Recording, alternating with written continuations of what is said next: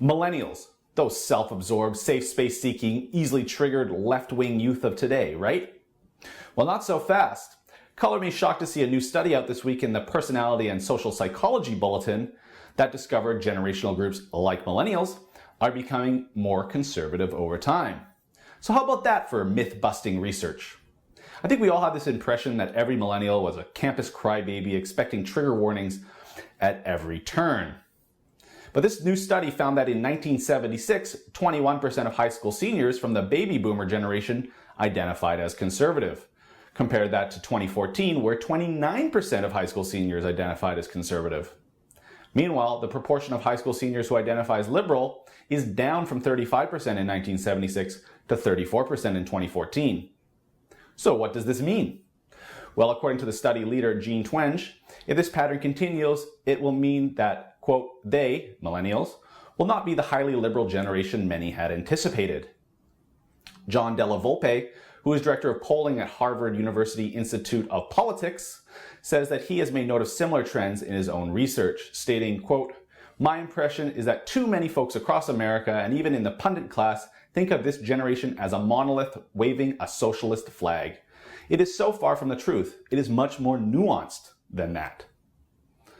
So, what does this mean as far as the Republican Party or the Conservative Party here in Canada reaching out to these younger voters and garnering their votes? Well, for me, I see it like this. Millennials don't care much for social conservatism. We prefer freedom and a more libertarian message on issues like gay marriage and marijuana legalization, just to choose two. I tend to roll my eyes when I hear people say a pillar of conservatism is standing up for traditional marriage. Well, as far as I can tell, nothing has changed as far as traditional marriage, and they still happen all the time, and now so do gay marriages. And any kind of disaster or erosion of the social fabric in our two countries have yet to occur. And on the topic of marijuana legalization, well, we saw firsthand here in Canada what a big win this was for Justin Trudeau amongst millennials in the last election. And I think we as conservatives, both in Canada and the US, could win big on this file as well. The beauty of creating a new industry that is completely legal and regulated is that it creates new jobs.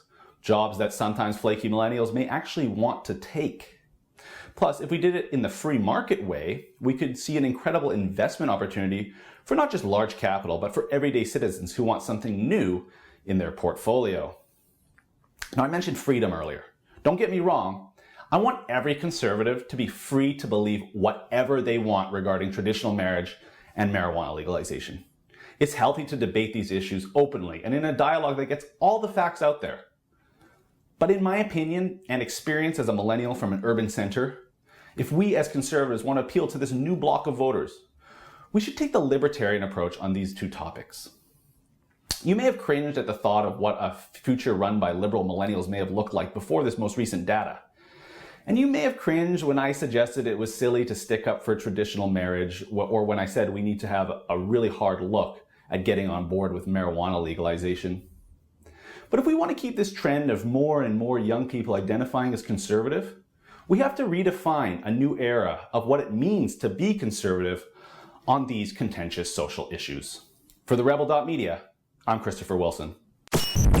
Thanks for watching. Click here to never miss a Rebel update. Want even more of the Rebel? Well, click here to become a premium member.